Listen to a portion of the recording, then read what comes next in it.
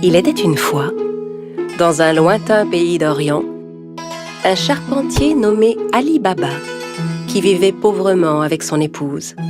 Ali Baba allait souvent dans la forêt avec son âne pour y couper du bois et le revendre en ville. Un jour qu'il était allé chercher du bois dans la forêt comme à l'ordinaire, il entendit un bruit de galop.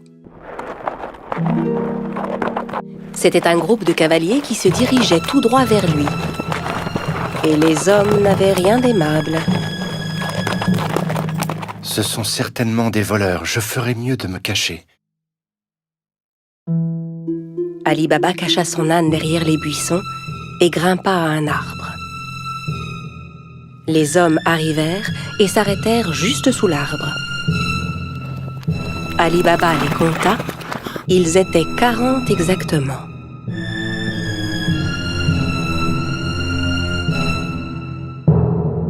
Les hommes déchargèrent les lourds sacs que portaient leurs chevaux. Et Ali Baba comprit alors que ces hommes étaient bien des voleurs. Le chef de la bande se dirigea vers un énorme rocher devant lequel il se mit à crier. Sésame, ouvre-toi! Soudain, il se passa une chose incroyable. Le gros rocher glissa sur le côté comme une porte coulissante, laissant apparaître une grotte. Les voleurs entrèrent un par un en portant leurs gros sacs. Quand le dernier fut entré, la porte se referma automatiquement. Ali Baba était médusé par ce qu'il voyait. Au bout de quelques instants, le rocher s'ouvrit à nouveau et les voleurs ressortirent de la grotte. Quand le dernier fut dehors, le chef se tourna vers la porte et ordonna « Sésame, ferme-toi !» Le gros rocher se referma aussitôt et les cavaliers se remirent en selle et s'éloignèrent. Ali Baba descendit de son arbre et s'approcha à son tour du rocher. Il lança les mots qu'il avait entendus. Sésame, ouvre-toi! La porte s'ouvrit dans un grand bruit. Ali Baba entra d'un pas hésitant. Il fut ébloui de ce qu'il vit. La grotte était remplie d'or, d'argent, d'étoffes rares, de diamants et de pierres précieuses.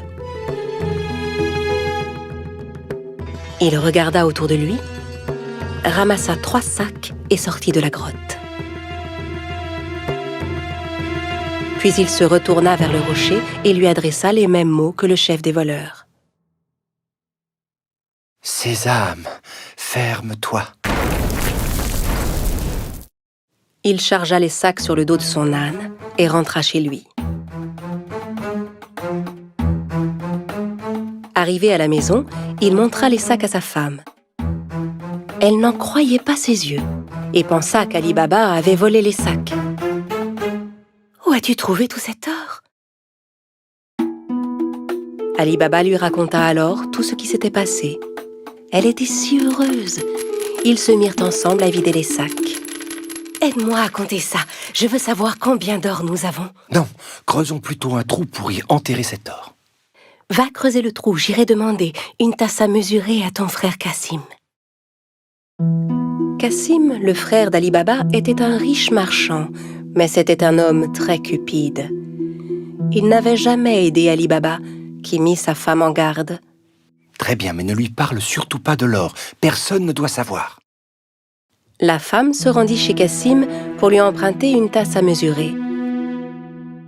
Sachant qu'ils étaient très pauvres, Cassim lui demanda « Que veux-tu faire de cette tasse? Tu n'as pas d'argent à mesurer ?» La femme inventa alors un mensonge. Bien sûr, Cassim n'en crut pas un mot. Il mit discrètement un peu de miel sous la tasse avant de la confier à l'épouse d'Ali Baba. La femme rentra chez elle avec la tasse et commença à mesurer l'or. Puis quand ils eurent compté tout leur or, Ali Baba alla l'enterrer dans un grand trou. Quand tout l'or fut bien enterré, la femme d'Ali Baba rapporta la tasse chez son beau-frère. Elle n'avait pas remarqué que de l'or était resté collé sous la tasse. Quand Cassim reprit la tasse, il vérifia aussitôt dessous. En voyant que de l'or y était collé, il fut stupéfait.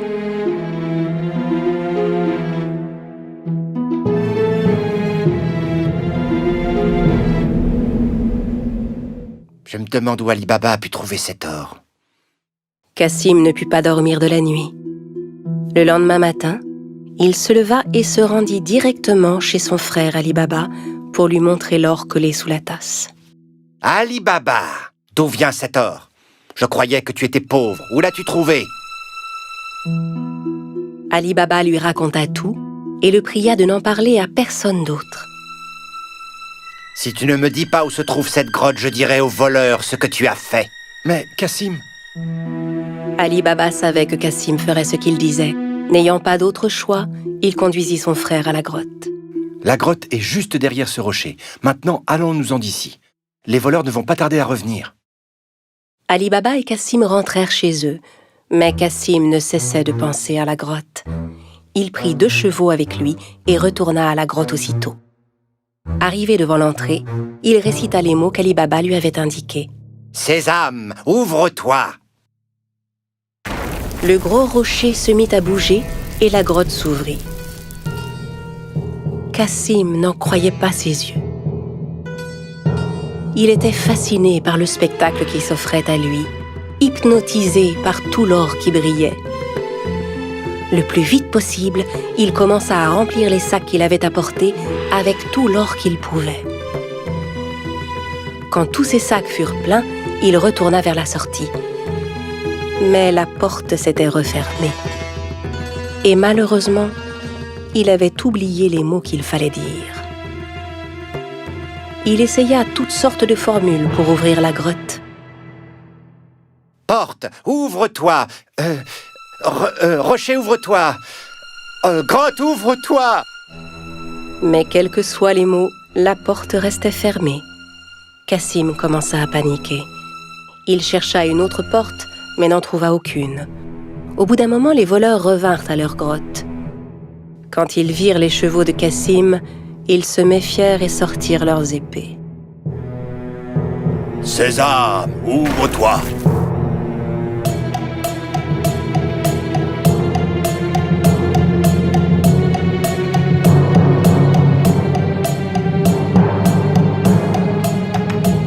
En entrant dans la grotte, les voleurs s'emparèrent de Cassim et le punirent sur le champ.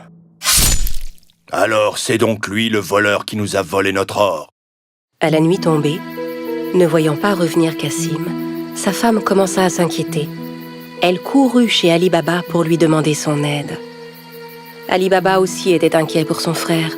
Il retourna à la grotte et vit les 2 chevaux qui attendaient devant la porte. Il comprit alors que son frère était à l'intérieur et qu'il s'était fait tuer par les voleurs. Il retourna voir sa belle-sœur et lui raconta tout. Ensemble, ils décidèrent de n'en parler à personne. Au bout de quelque temps, Ali Baba et son épouse vinrent s'installer dans la maison de Cassim. Ils s'occupaient de son commerce et aidaient à le faire prospérer. Leur fortune ne cessait de croître. Dans le même temps, le chef des voleurs se rendait compte que l'or caché dans sa grotte ne cessait de diminuer de jour en jour. Il ordonna donc à l'un de ses hommes de vérifier s'il ne voyait rien de suspect. « Va en ville, cherche s'il n'y a pas quelqu'un qui serait devenu soudainement riche et dépensier depuis quelque temps. » En se promenant dans les rues du marché, l'homme vit Ali Baba qui payait ses achats avec de l'or. Il le suivit jusque chez lui. Quand Ali Baba entra dans la maison, le voleur marqua sa porte. À la nuit tombée, la femme de Cassim sortit pour donner de l'eau fraîche aux animaux. C'est alors qu'elle remarqua la marque qui était sur sa porte. Elle comprit que la marque n'annonçait rien de bon. Elle prit un pot de peinture et marqua toutes les portes du voisinage. Au petit matin, les 40 voleurs arrivèrent pour retrouver la maison d'Ali Baba. Incapable de distinguer la maison parmi toutes celles qui portaient des marques, Ils furent contraints de repartir. Mais le chef était bien décidé à retrouver Ali Baba. Il se déguisa et alla rôder du côté du marché. Il finit par retrouver Ali Baba et le suivit jusque chez lui. Quand il frappa à la porte, Ali Baba vint lui ouvrir. « J'ai fait un long voyage. J'ai rapporté des jarres d'huile d'olive. On dit que vous êtes le marchand le plus riche de la région. Peut-être voudriez-vous en acheter ?» Ali Baba invita le chef des voleurs à venir dîner le soir même, pensant avoir affaire à un marchand. Le voleur apporta avec lui 40 jarres d'huile d'olive chez Ali Baba. Ali Baba avait demandé à ses servants de préparer un bon dîner pour son hôte. Ali Baba proposa à son invité de passer la nuit chez lui, ce que, bien sûr, il accepta sans hésiter. Tandis qu'Ali Baba et le voleur étaient attablés pour dîner, la femme de Cassim voulut s'approcher des jarres d'huile d'olive pour voir. C'est alors qu'elle entendit des bruits étranges. « On sort maintenant ?»« Non, pas encore. » En entendant que c'étaient les voleurs qui étaient dans les jarres et non pas l'huile, elle comprit que c'était un piège. Elle alla aussitôt à la cuisine pour faire bouillir de l'huile. Puis elle revint verser de l'huile bouillante dans chacune des jarres. Les voleurs ébouillantés s'efforçaient de garder le silence.